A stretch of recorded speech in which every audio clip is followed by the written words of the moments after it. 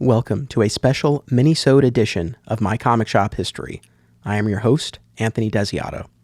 The second installment of our miniseries, The Homecoming, premieres tomorrow, Wednesday, March 25th, 2020.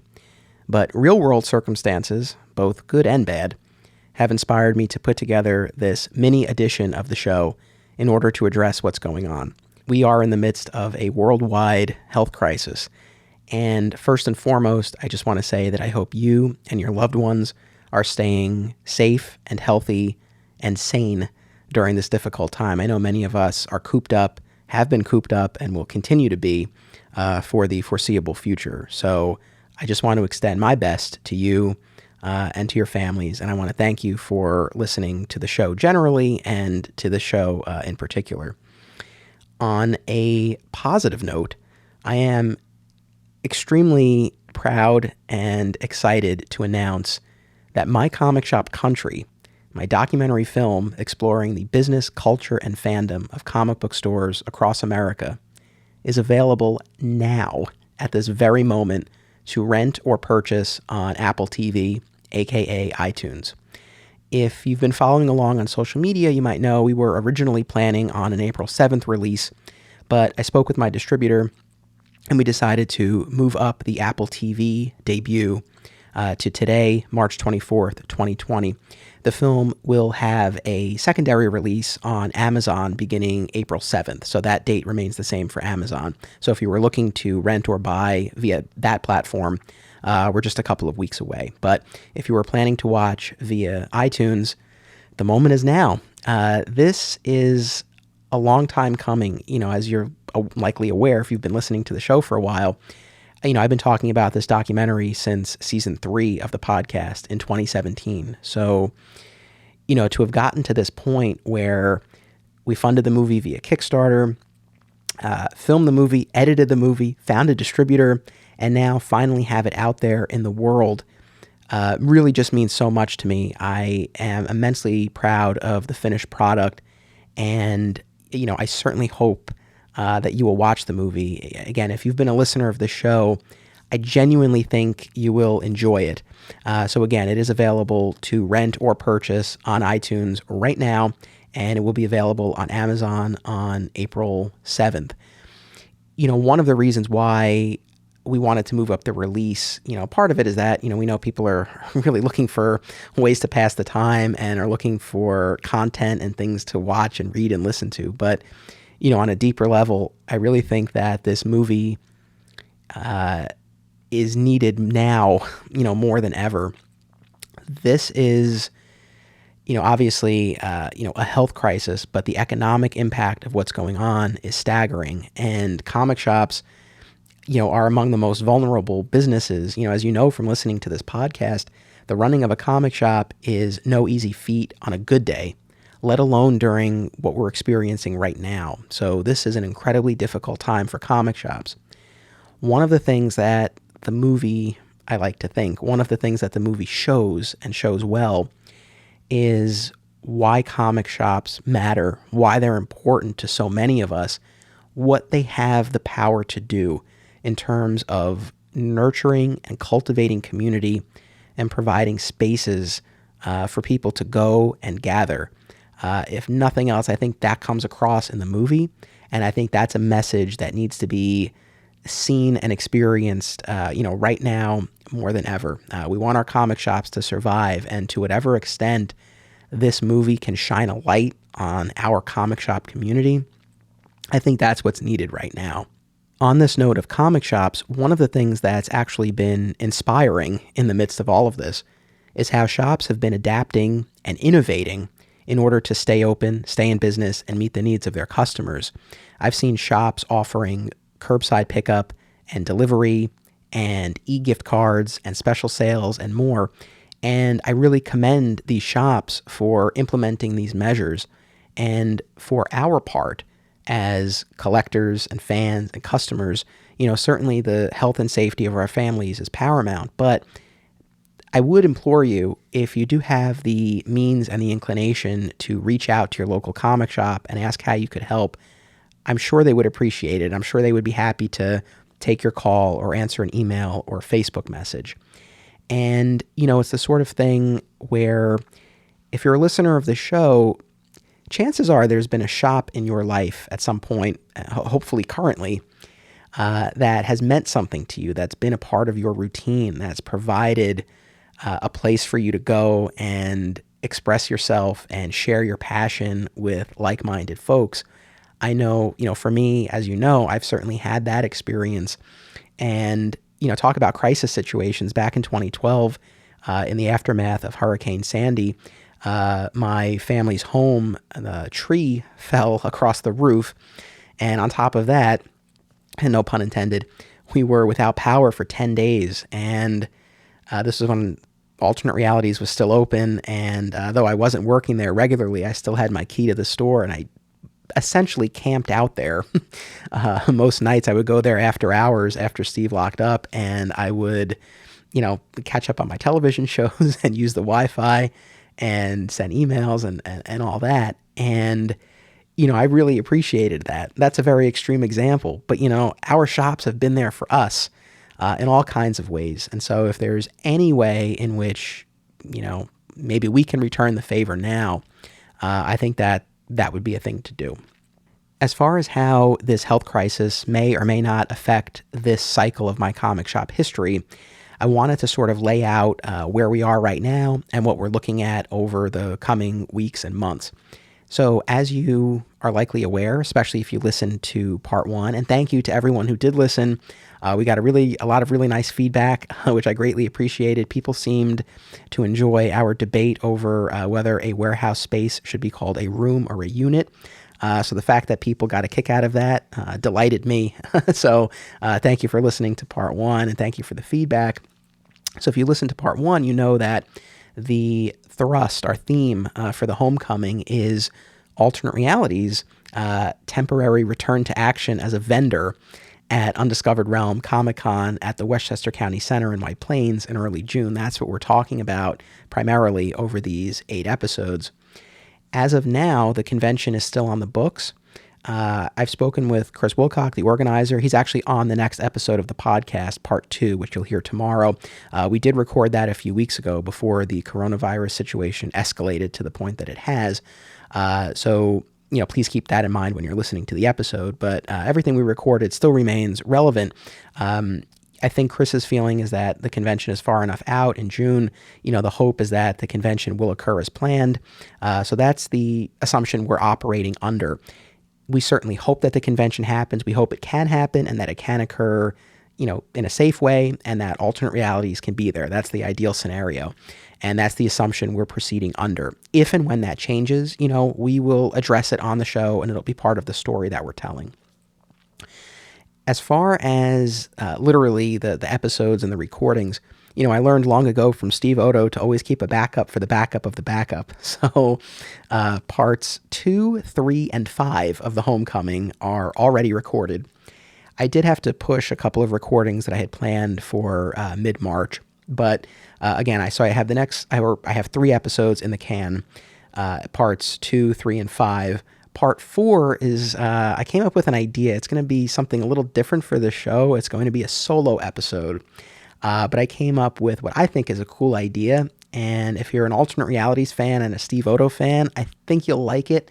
I'll share more information about that as it gets closer. But that carries us through part 5 of the Homecoming, which will be around mid-May or so. So my hope certainly is that by that point, I'll be able to resume my in-person group recordings and get parts 6, 7, and 8 of the Homecoming recorded. Again, with the goal being that all 8 episodes come out as planned. So that's certainly the goal. If and when anything changes, I'll keep everyone updated. I might do some more of these minisodes, but that's sort of what the layout and the landscape of the rest of the season look like. I mentioned before people feeling kind of cooped up. One thing that I wanted to do to maybe help alleviate that a little bit is I did make my first 2 documentaries available to watch in full for free. They've been on Vimeo on demand for the past few years. Thank you to everyone who's purchased them over those years. But I decided to make them available in advance of the My Comic Shop Country release.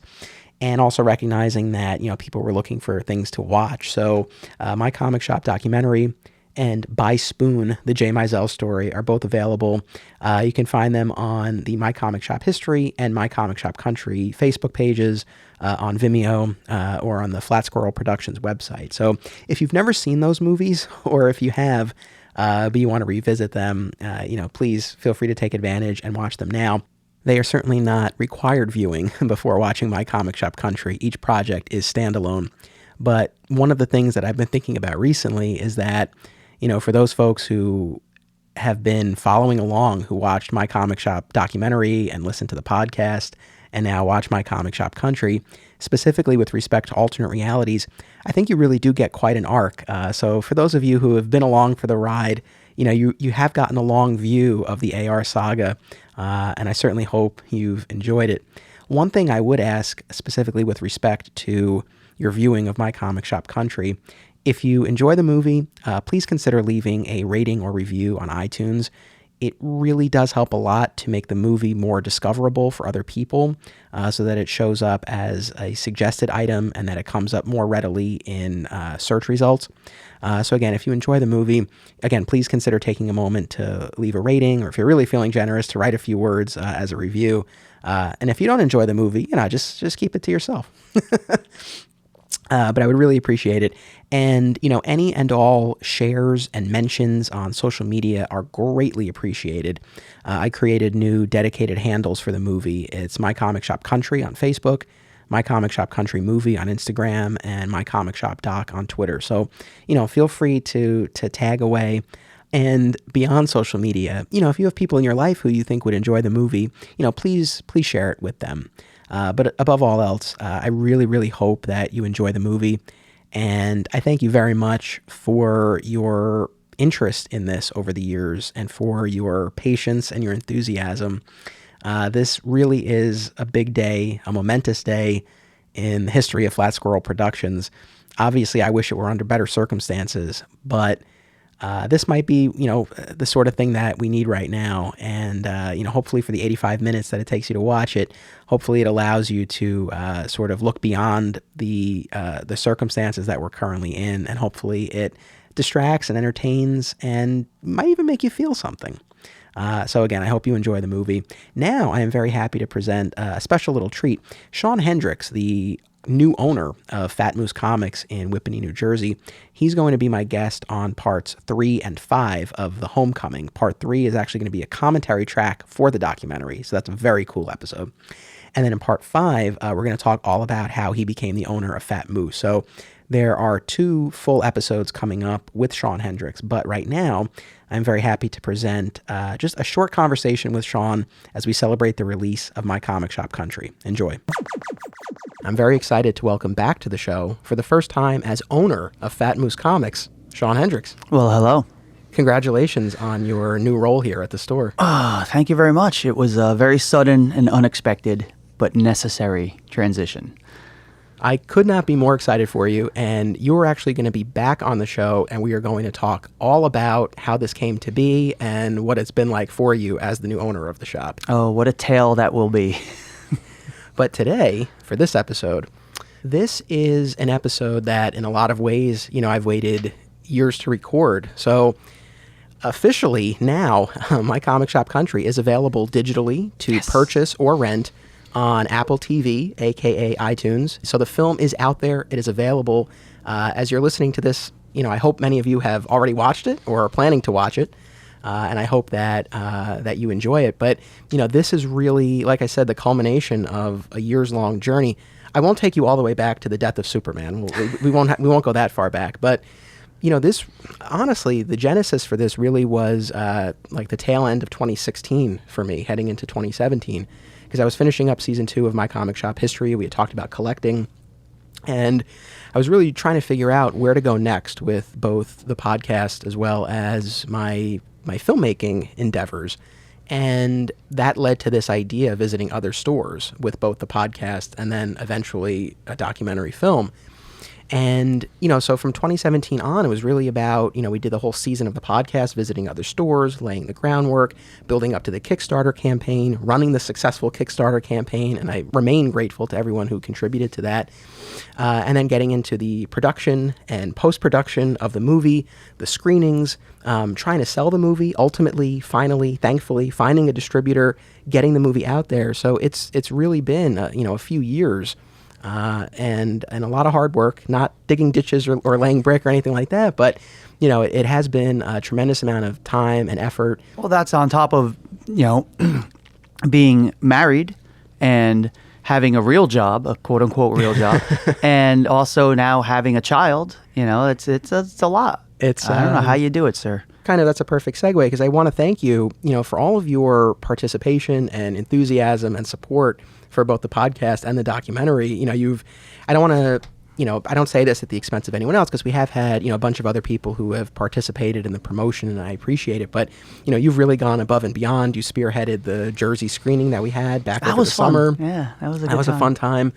And you've really rallied your customers. I mean, there really seems like there's a lot of interest in this within the Fat Moose community, and I appreciate that. Well, you do good work, and it you put me in a movie. You kidding? My girlfriend, oh God bless her, she's like, all right, enough. I get it. You're in a movie. She was at first when we went to the screening in Yonkers. When you reached out to me, I'm going to do my first screening in Yonkers. It's a bit of a schlep for you. I'm like, I don't care if it's in Yonkers, Canada, if there's such a place. I'm going, dude. I want to see this, and it was so great, and it's been wonderful. And why wouldn't I be enthusiastic about it? It so captures what this is all about, and the community of it, and the hard work involved, and the highs and lows. It doesn't sugarcoat anything, but it also isn't, this doom and gloom sort of view. There are a few YouTube channels I've been watching lately, and it's just people just complaining about the state of comics and the state of the industry. And some of these guys are store owners, and they're just, pardon the language, pissing all over it. And it's like, well, how does that help you and your store? Why not try to find the positive about it? Right. And say, yes, it's a lot of work and it can be frustrating, but we're doing it because we love this stuff, and that's how I operate. Mm-hmm. I didn't have to take over this comic shop. I chose to, because I love it. And yeah, it's a lot of work and it's frustrating. What isn't? That life is a lot of work and frustrating, but at least I get to do this. So, True. Yeah, if you're doing something you love and you're passionate about. But no, man, you don't have to thank me at all. I thank you. You didn't have to come here and talk to us and film us. Plenty of comic shops, and you chose Fat Moose, man. So I appreciate it. I'm thrilled that I did. I think, you individually and the store as a community, I think added a lot to the film, especially, this whole idea of community and the Wednesdays being a gathering and a clubhouse. I think, the footage that I captured here really shows that very well. So, it was my pleasure to come.